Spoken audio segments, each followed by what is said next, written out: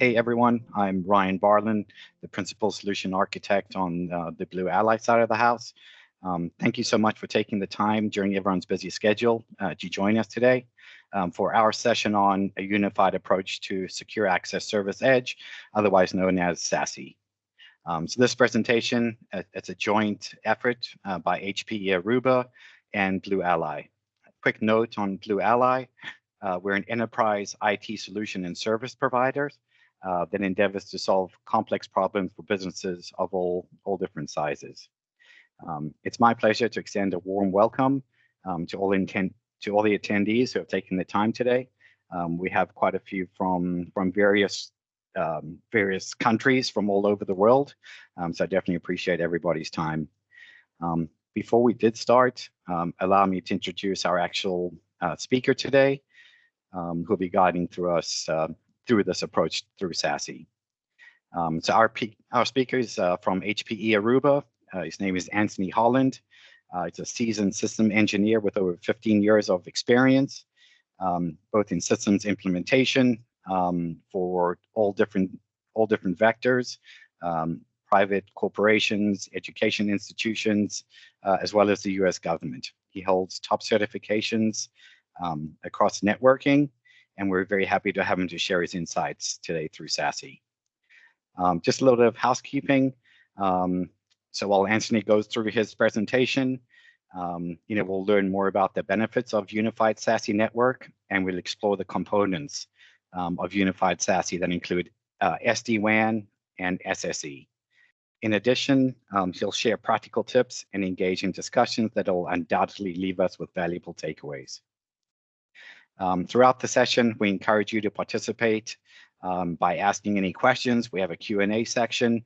Some of the questions I'm sure will hit during the presentation, but for all the others, we'll leave some time at the end. At the end of the presentation, we'll send out a survey form for all the attendees, and then everyone that submits the survey, and if you live in the United States, we'll actually be sending you a small gift from Blue Ally for saying thank you for attending today. So again, just thank you everyone for joining today. On that note, I'll turn it over to Anthony. Thanks, Ryan. Good afternoon, everyone. Thank you so much for joining, and a very warm thank you to our friends at Blue Ally for hosting us today.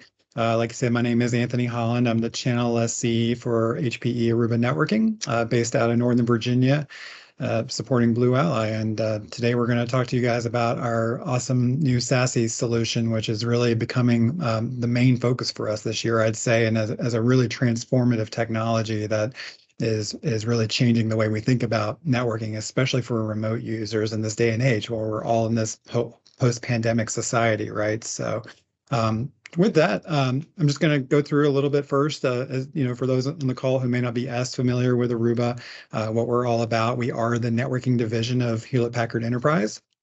Currently topping about $5 billion in annual revenue, which puts us as number 2 in the enterprise space for wired and wireless. We've got about 7,000 employees within the overall HP infrastructure, and our motto is customer first, customer last. So that means no matter what's going on, we are always going to do what we can to help you guys to the end. Just to show you too the kind of journey we've been on for a little while. We started as a wireless company back in 2002, and really grew from there, right? So HPE did acquire us back in 2015.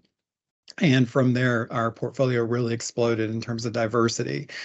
In recent years, though, the big focus that we're going to be talking to you about today has to do with 2 major acquisitions we did in the last few years. So back in 2020, we did acquire Silver Peak. If you're familiar, they are a big SD-WAN provider, and we've been really leveraging that technology to boost our offerings in that space. As well as last year, we acquired another company called Axis Security that got us into the SSE market. So we'll talk about what that is, and I've got a great little demo for you at the end since that's our most recent acquisition. We're also expanding our opportunities in private 5G with Athonet, which was another acquisition in the last few years. We've got Cape Networks that's giving us the ability to deliver users-focused sensors that provide experience insights. And also more recently, too, we've expanded into the data center networking environment with our CX switches. So just to kind of sum that up, this is kind of where we're at today. We've got a very diverse portfolio set of wired and wireless, as well as our CX switching line, which is a single operating system from core to closet, and also all cloud manageable via a platform we call Aruba Central. So this is a management platform that lives inside of our GreenLake solution. GreenLake is the overall umbrella of HPE that manages compute and storage, with us as the networking pillar of that. In addition, we still support, while we are cloud driven today, we still have a lot of customers running on-prem deployments as well. So we continue to support, on-prem wireless management solutions, and also our SMB line as well. But to that end, we like to focus on our vendor agnostic solutions as well, including the SASE portfolio, which is going to be the main focus of our webinar today. In addition to that, it couples well with our ClearPass solution, which is our network access control offering that helps, with user identity management, certificates, being able to provide a role to each and every device on your network, and solve the problem of visibility, because you can't protect what you don't understand, right? So ClearPass really helps with tapping into all these third-party dictionaries we have available that can help virtually identify anything on your network, and then based on that identity, give it a role that can determine what it has access to on a network. But with that, we're really shifting to the security-first networking. I mean, security has always been a part of Aruba's DNA from the very beginning, when we were only a wireless-focused company. But over the years, this has really started to evolve, right? I mean, we're really expanding out our micro-branch solutions. We've got branch gateways now that can serve as next-gen routers and firewall solutions. Again, our switching portfolio, data center, and now combining that with the different SASE solutions we have too. So what does that mean from a zero trust standpoint? Zero trust is this big Gartner term that's really taken over, combined with SASE, which is also in itself a Gartner term. And for us, it really boils down to three key pillars, like I've alluded to already. Having the network access control solution to help protect everything inside the network, combining that with a SD-WAN solution to help with branch office connectivity, being able to provide next-gen firewall solutions that can offer connectivity in a secure fashion from one site to another, and now coupling that with SSE to provide agentless-based zero-touch network access, which is really throwing the whole traditional models of VPN out the window in favor of a more secure, robust solution that limits exposure to the network. So I mentioned ClearPass. Again, I'm not going to touch on that too much today, since the focus is more on the SASE side, on the SD-WAN SSE solution. But just to, for anyone who's never seen it before, this is that tool that we really consider a strong Swiss Army knife in our portfolio, because it offers everything you see here, from profiling through DHCP fingerprinting to TACACS, guest portal management, being able to store certificates and deliver those. Again, full profiling for everything on the network to deliver policies that can dynamically provide access to devices on the network, no matter where they happen to come in, whether it's wired or wireless. And through a third-party integration exchange system we have, I mean, we can tie into multiple different vendors, including the other major network providers under the sun, so that we can ensure that no matter which network we happen to be deployed in, we can accommodate those devices as they're coming in. So when it comes to SASE, this is really the big change that's driving that migration, right? So this shouldn't come as a surprise to anyone in this day and age, right? There was a time when we used to protect everything inside the data center, and that was usually enough in some cases, but no longer is that true, right? Everything has kind of shifted to the cloud from a SaaS perspective, right? So we now have all these applications like Office 365, Salesforce. AWS owns pretty much half the internet now, right? So you can't really access a web application these days without touching the cloud to some extent, right? So with that shift, we need to ensure that security moves with it, essentially. And so, and this is why, right? So without that security, the productivity suffers as a result, and the cost of breaches, it seems like every day there's a new cybersecurity attack on the news, right? You definitely don't want to be that guy. So that forgot to check a box and allow the bad guys to get in, right? So, ensuring that we, keep costs low by protecting our networks, and while also enabling these hybrid environments that everyone has come to expect, is really what's driving this, right? And this was also a pretty crazy statistic that Gartner released recently that shows, by next year, most enterprises are going to have consolidated this solution to individual components. With the need to kind of consolidate vendors as well. So there's several players out there. SASE is one of those markets that's still evolving. This technology that was really coined probably in the last 6 years, I would say. So, I mean, it's one of those things that's really transformative and disruptive at the same time. And these are those challenges that really drive that, right? Because, there is all this complexity out there, multiple vendor environments. We've got different admin user interfaces. We've got all these deployments that need to happen with break fix operations that are costly in terms of time and money, right? So, and some of these different silo technologies, right, they only continue to drive that cost up, but also this need for security, right, end-to-end visibility, supporting multiple products and removing policy sprawls where we can. So with this brave new world we're in, we need more than just appliances in a data center. Again, everyone's adopting SaaS, right? So being able to, put these applications out in the cloud and have a security set that follows that. While we're continuing to adopt these public cloud solutions, we have to continue to reduce our capital expenditures, right? So being able to deploy rapidly with a high performance availability is paramount, right? And then also being able to adapt and adopt a mobile workforce that needs to be able to operate from anywhere. But with that, though, we tend to run into things like security challenges. We have, the traditional network that's still trying to backhaul traffic to HQ somewhere. And with that comes all these new threats, right? So these threats are being increasingly exploited by, different actors out there, even some state governments, right? So it's really important to understand this evolution and how we can leverage it to better protect our networks. So just showing where we came from, right? So we went from this whole hub and spoke technology, patching all these different appliances together. And then with this move to cloud, we started to do things like virtualized firewalls to extend a lot of these policies into that cloud space. But with that comes all this different complexity. So what our SSE solution is intended to do is to try and simplify that a lot by having this single visibility control layer to keep everything secure. And we'll talk about more what that means here shortly. So just to kind of put this together and show you what SASE is. I mean, it's really a combination of two key technologies, right? You got your SD-WAN solution, which is, again, a next-gen firewall with a router wrapped into one solution, right, that can be deployed at different branch office locations. And that gives us, with it, built-in WAN optimization because we're leveraging, rather than, say, a complex MPLS solution, which we can still work with, but the idea is you can leverage more affordable access methods like broadband, maybe 4G, 5G backups, right?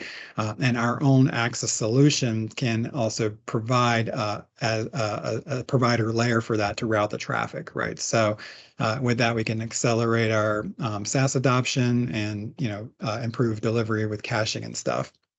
On the other side of that equation is SSE, right? And that introduces some new technologies that are, take a little more wrapping your head around to understand what they can do for you, right? So again, the ZTNA is the real low-hanging fruit for this because it, takes the traditional need for a VPN and replaces it with something that can be agent-based or agentless, right? So no longer do you necessarily need to have a provisioned laptop that has a VPN client installed that's being managed by a help desk. I mean, that's something you really run into a lot with remote contractors, for example, which is really one of the biggest use cases for this, right? So being able to no longer have to, instead of having to ship that machine out to that user, even if they're not your employee, right? That can be, a time-consuming experience versus with ZTNA, you could just have a single agentless browser portal you can direct them to, which I'll demo here shortly, that you can see in real time and have them up and running the same day.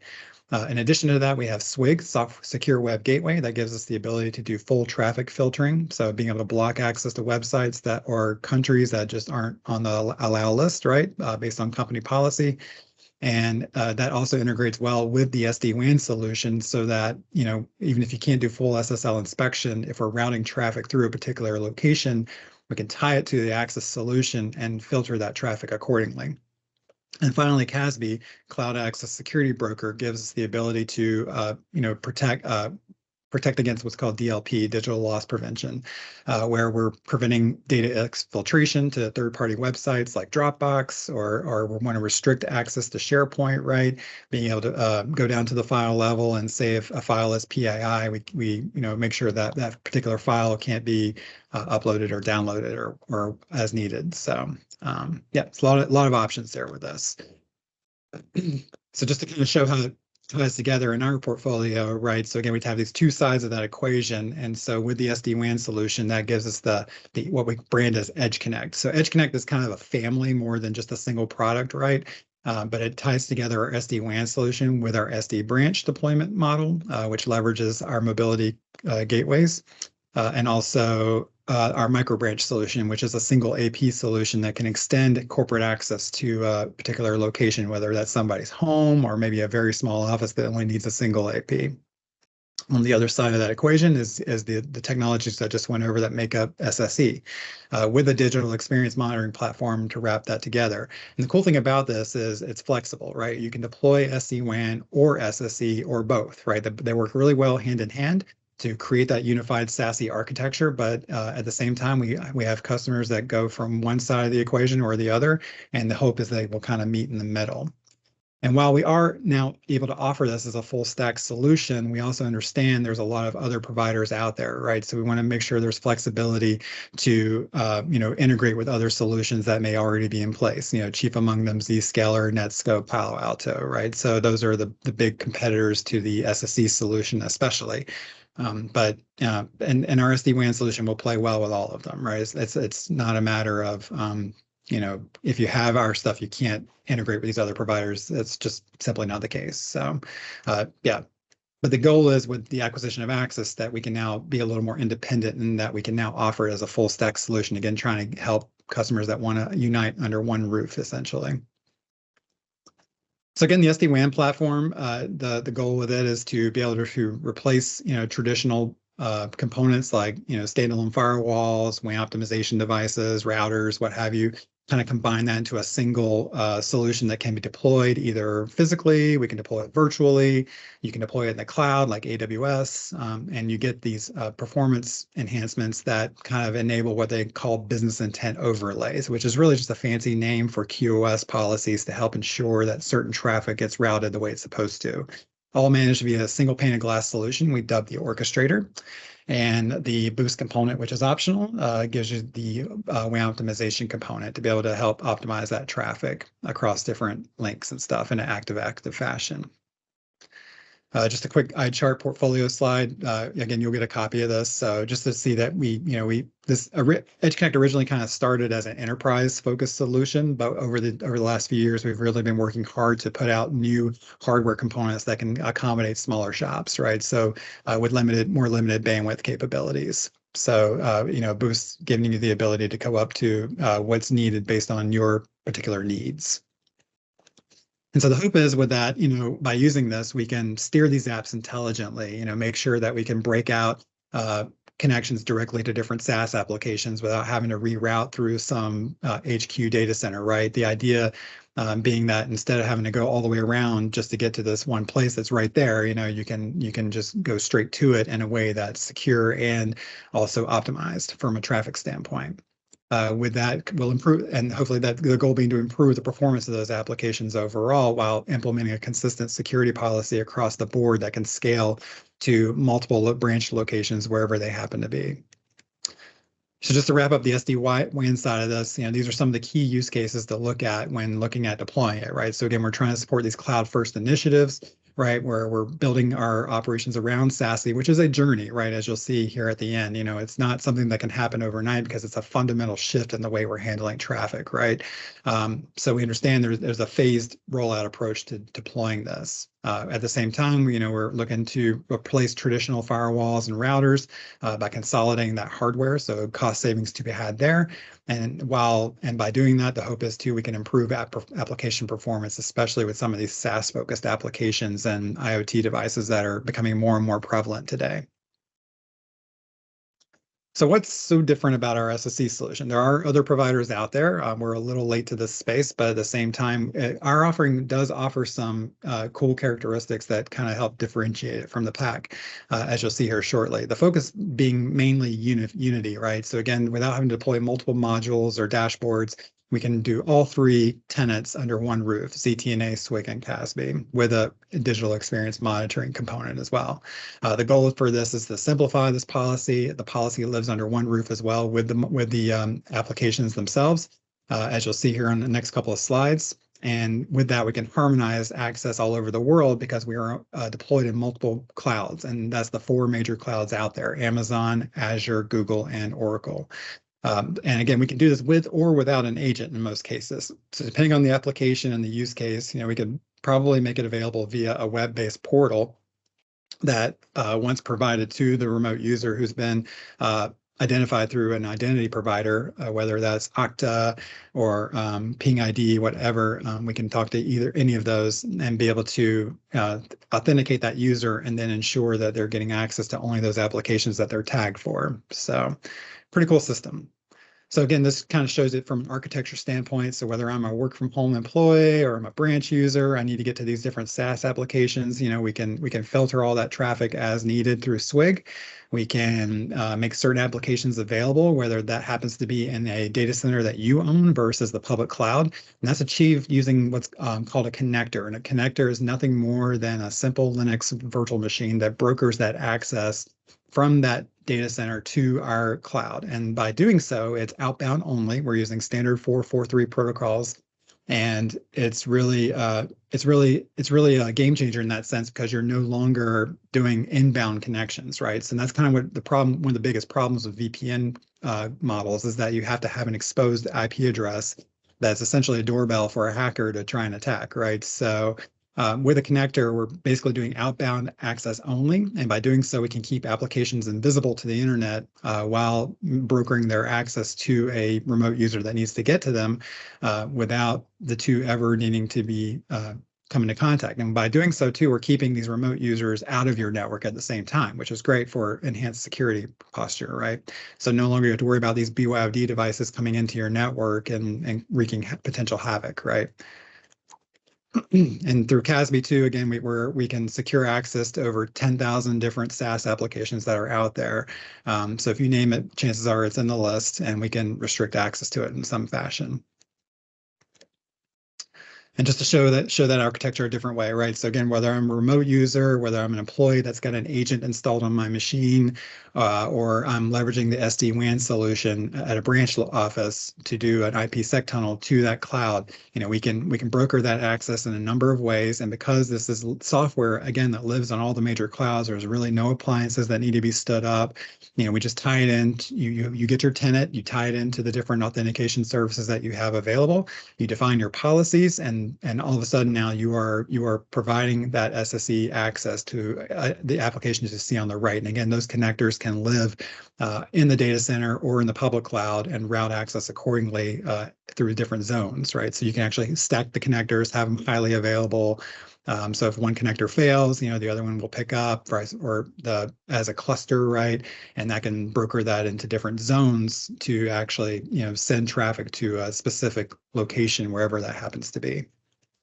A little more of what's happening behind the scenes here is we have all these different tier 1 providers that we're working with, right? And through them, we broker all these different local points of presence. We're up to about 500 now. When this first started, I think it was a little over 200. So that number is steadily growing. And again, we're doing this via an agent or a connector or an agentless browser, pretty much.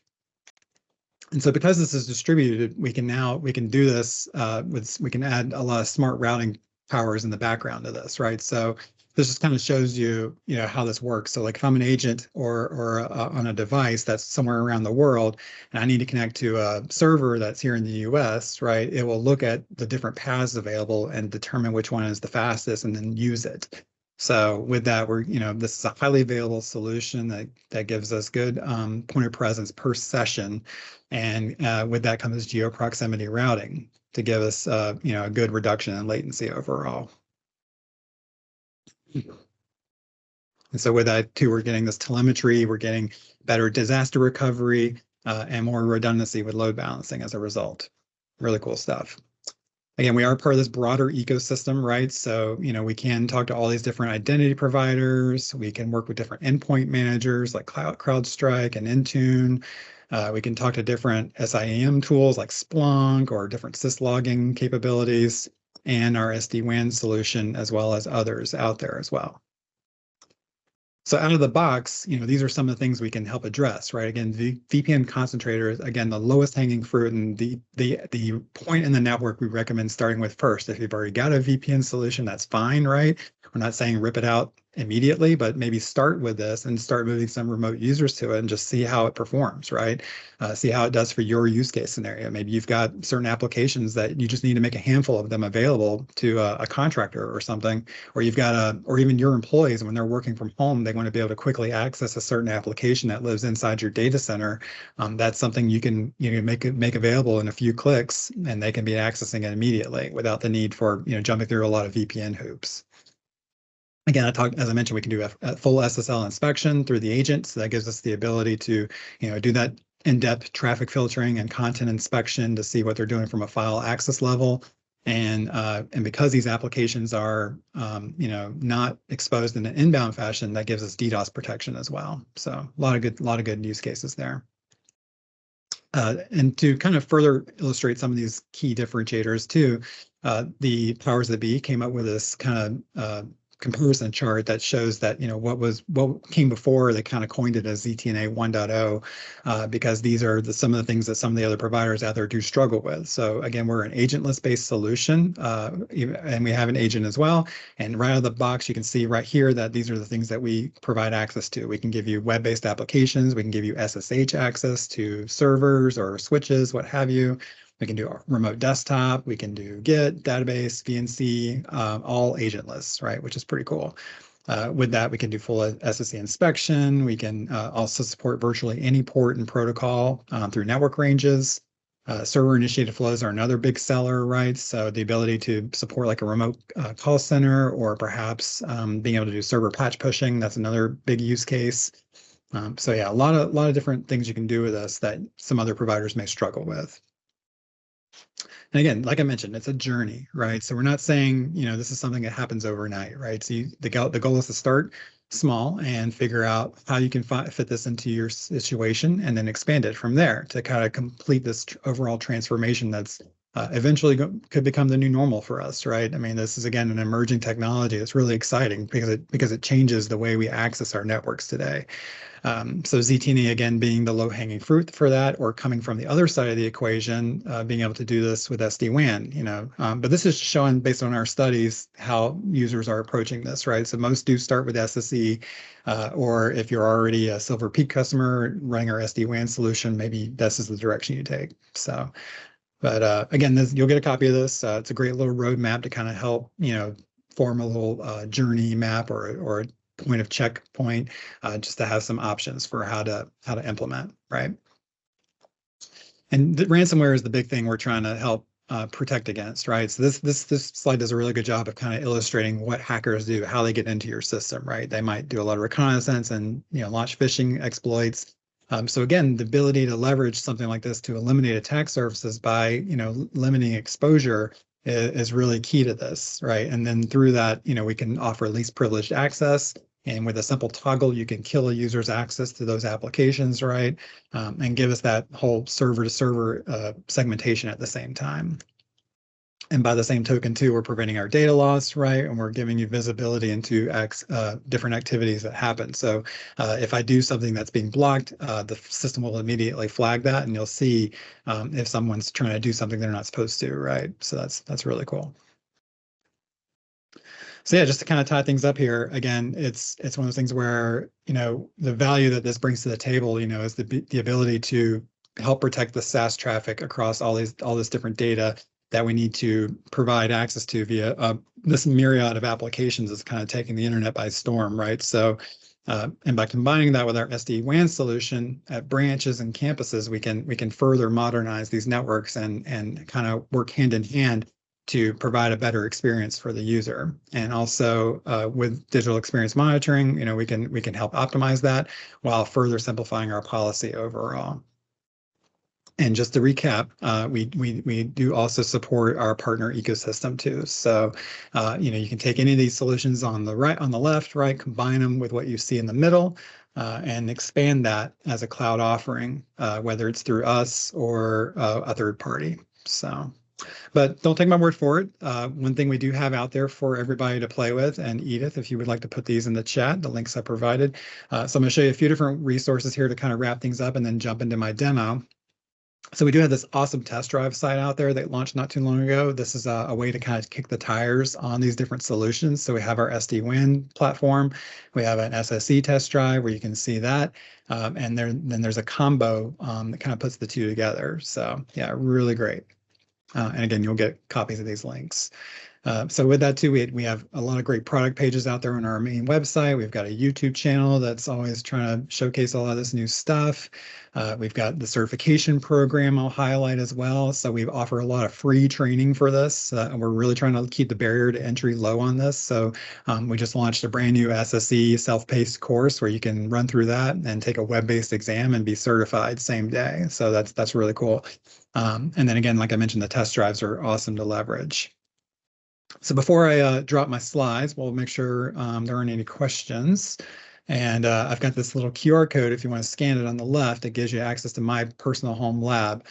This is the link for full disclosure right here. It's just a link so you can see from your personal device what you as a remote user would see from an agentless standpoint. It's just a few public website demos just to showcase how we route that traffic. How are we looking, Ryan? You did excellent on time. Just want to reiterate, if anyone does have a question, feel free to use the tab at the top of the Teams meeting for Q&A. Happy to answer any specific questions that Anthony just detailed.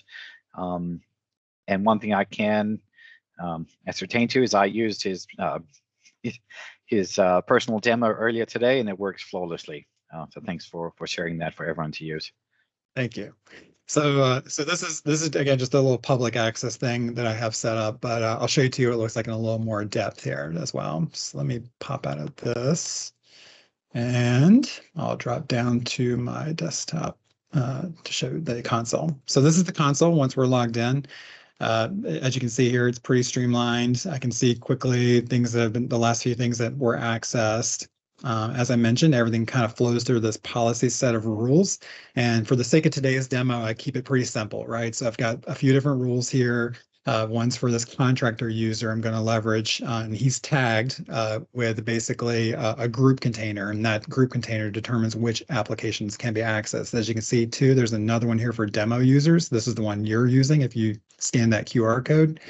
And then up here too, I've got a simple site block rule just to filter a couple of different website categories, as well as a third rule that's going to restrict uploads only to Google Drive using SSL inspection. So I'll demo all three of these for you to quickly showcase the capability of this platform. Everything is pretty simple to set up, right? So once I'm in here under applications, we can set up and click new, and then on the box, these are everything that we support, right? So we can set up a self-hosted web app. I've got SAML, I've got SSH ranges I can do, or a specific server, remote desktop, like I mentioned. I can also come over here and add a network range. So as long as the connector is running inside of a certain given subnet, you can access a whole subnet as needed. So with that comes certain risks, right? You want to, the whole goal of this is to kind of limit the exposure of different applications. So being able to do that is something we want to target. Up here too, we can add different SaaS applications, right? So I can click new and just specify something like Dropbox, right? Yep, so there's Dropbox. I can just pop that in, and we can limit different actions that can be taken against that website. In addition to that, you can go under categories. These are all the different web categories through WebRoot, which is the internet standard, that categorizes every website out there pretty much. And then you can define your own if you want as well. So we also have, so when it comes to the connector itself, again, it's just a simple virtual machine that's running that gives me access to my home lab essentially. And then once I'm in here, I can set my identity provider as well, right? So right now I'm just using a internal identity provider. So if you're a smaller shop, this might be fine, right? You can define your own set of users for this. But what most people will probably do is tie this to something like Azure or Okta, Ping ID, Jump Cloud, or your own SAML-based service. This could be ClearPass, for example. So there are different ways to access these identities, essentially. And once you set this up, this is the URL that gets provisioned out for that access. So that's the same URL that you just access through the QR code if you scanned it. If I pop this open, I'm currently logged in as my contractor self, so I get access to a little more here. But the key thing I want to point out is that, I'm going there, I've got these applications set up and they're like internal IP addresses, right? So these are applications that live inside my lab that aren't necessarily accessible otherwise, right? So, and I don't have a VPN client running. Yes, I am sitting at my home network today for full disclosure, but as you can see, there's no client running that gives me direct access. And you can see it too when you try to access one of these sites. So this is Blue Ally's site, right? As you can see, it's their website. And that, hopefully you noticed too, there was no real latency hit there. But as you can see, all we're doing is rewriting the URL essentially so that we can route that traffic through the cloud for visibility. And then in addition to that, here's my ESXi server, right? So I can pop that open. And this, again, comes up through that URL as if I was sitting inside that network. So again, I'm not connected to a VPN, and I can access this application directly from wherever I happen to be, whether that's, I've done the same demo from hotel rooms, and it works pretty well from there too. Also available is SSH. So when I pop up SSH, I can do this via I can do it in my browser, or I can download a file and open it via my preferred client. So if I do this and just pop in some credentials here, we'll log in. And it comes up. This is that connector, right? It's just a simple Linux machine that's, again, providing that outbound only access to the cloud. So I can run a few commands here. We can say, who am I, right? We can do, a little dir action, and then, and then we'll log out. So once I log out, cancel out of that. And then when I go back to my console here, I can see, we just had that session open. And because this is a Linux machine that I control, I was able to get some additional visibility there. So I can see some of these commands that were entered, which is pretty neat. I can see too that I went to this server, right? So I can see what happened there, different actions that were taken. So there's a lot of good visibility with this. So that's, in a nutshell, some of the ZTNA examples you can do. The other big one I mentioned was RDP, right? So I've got a Windows 11 virtual machine that is set up here, and it's got cache credentials. It's going to log me in, and I'm going to have a Windows 11 desktop here that I can play with. All right, so. All right, so the reason I'm pulling this up is it has the agent installed. So again, as I mentioned, with the agent, we have a certificate that gets created, right? So that certificate is derived here from the console, and then I just loaded this into that virtual machine as a trusted root certificate so that I can actually use that to access from this machine to kind of demonstrate the agent capability. So the agent looks and smells like a VPN client, but again, it's really just an agent that runs in the background to, again, broker that access to the cloud outbound only. There's no, I'm not being tunneled into any particular network, right? So, and this can be deployed in an always on scenario, right? So that users can't just bypass this. And so for my test, as I mentioned, we got the two rules, right? We've got the SWIG capability to block websites, and we've got the CASB solution for file block access to SaaS applications. So I'll just show you real quick here. I can go to pokerstars.net, right? That's a gambling website. And then once I log my user in here, we'll do that. And it's going to refresh my policy just to make sure nothing's changed there. And I will make sure it's running. So it establishes that connection to the cloud. And once it's connected, now those policies are going to be investigated, right? So now we will try to load that same website again. And as you can see, I'm blocked. So, and this is a customizable block page. We can do whatever you want here. You can change the messaging to direct someone to a help desk maybe. And you can also enable it so you can bypass this as well. So not recommended, but if you want users to have the option to still continue, even though it's against your organization's policy, that is an option you can do. So that's SWIG in a nutshell, very basic test, right? So and then finally the third one, like I said, is CASB. So I've got my personal cloud drive here for Google. This is my personal Gmail address. I have a little notepad file in here, and I just want to show you that I can pull it down, right? So that happened, no problem. But if I take that same file, which is here on my desktop, and try to upload it, the policy is going to be inspected. And because I have that policy in place to block uploads only, that's what's happening here. It's blocking that connection. So again, I'll show you too, just to pause that, right? And then we'll make sure that we can do that same test again. And that time it succeeded. So yeah, so right there, I just showed you in a nutshell. We have ZTNA, we have SWIG, we have CASB. So these are three very capable tests that you can do. We do offer some demo capabilities out there, again, through the test drive that you can see this in a little more detail. I mean, this is the tip of the iceberg of what's possible. So yeah, so great solution. I personally am really taken with it. I come from a wireless background, so for someone like me, this is pretty incredible. And then, yeah, so again, this is the test drive website. You just go in here and fill out a simple form that will give you access to that. As I mentioned too, we offer a lot of training through our education services group. So once you're on our education services website, you just scroll down here. You can go past all the other certifications. We've got this brand new one for SSE, which I highly recommend. It's a great, quick certificate you can pick up. From here, I just click on Find Training, and that will take me to the catalog. And when I'm here, there's a nice little brochure I can get, right, that lets me know kind of the available paths. Or I just go right here. This is the class. And we literally launched last week a self-paced option for this. So it was a 2-day class only, but they just busted out this brand new self-paced option. Look at that. They've added one in Japanese too. That was not there yesterday. So it's really evolving quickly. And on top of that, we have all these free courses in SD-WAN as well, if that's another area of interest. But yeah, the SSE stuff is just so simple to get going. Highly recommend just giving that a try. In addition to that, we also offer peak performance workshops. So you have a link to that as well in the chat. These are workshops that get run every so often. They actually have one kicking off tomorrow that might still have some availability if you're interested and have some time to run through that. And there will be a lot more on this at Atmosphere this year. So Aruba HPE Discover is now hosting Atmosphere. So that's a 2-in-1 showcase event this summer that we're hosting at the Venetian.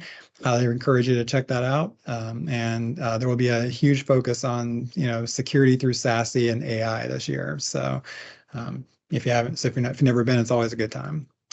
But yeah, that's all I have for you guys. So thank you so much for your time today.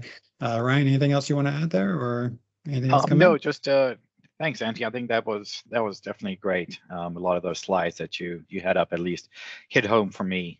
Great explanation and visual depiction of what we spoke about today. Just as a reminder, surveys are going to go out for those who attended. If you can please do your best to fill those in and get those back to us. We'd love to help you on your next SASE project, whether it's SD-WAN or SSE or both combined. I'd love to help you with that. And like I said at the beginning, if you can fill those out, we'll get you a nice gift from us here at Blue Ally. Just again, Anthony, thank you so much for joining, presenting to everyone. Just a moment, Ryan. I think Scott actually had a question in the Q&A section asking if we could get the QR info for the SASE demo page, unless that's just the link that Edith posted.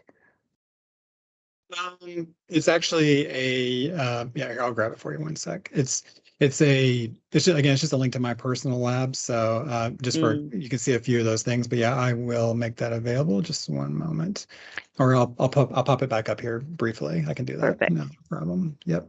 One sec. There we go. So yeah, it's just this, I'll pop this link in the chat too. Copy this. We can put that in there, but it's just and once you're in there, you have to log in with this user. It's demo and then Aruba123. So let me just pop that in the chat. Oh, chat's turned off. Sorry. It should be in the Q&A section. Right. Looks like someone asked too. CNAXS supports Azure AD. Does it support old school Active Directory? I think the answer to that is yes. If I go back to the portal here, so you can see we can add. Let's see, if I go into under destinations, we do have Active Directory as an option here. So yes. And then, yep, there we go. So let me make that a little bigger. There we go. And then I'll pop this in. And I'm not seeing here. I'll just reply to Edith's link with the Edith's chat with the links. There we go. And so that's just the demo. Aruba 1, 2, 3. Again, guys, this is just my personal lab, so don't take too much into it. But if you want to get a little more hands-on with it, I highly recommend that demo test drive link. All you gotta do is fill out a simple form there for tracking purposes, and then it just it gives you access to a read-only environment you can play with. So yeah, good times. Awesome. Great. Thanks again for posting that there. Yeah, no problem. And thank you again, everyone, for joining. If there's any follow-ups, I'm sure our friends at Blue Alley here will be happy to support you. And hope this leads to good things for everyone involved. Again, this is a very exciting technology that we're sure is going to have a huge impact on our world for years to come here.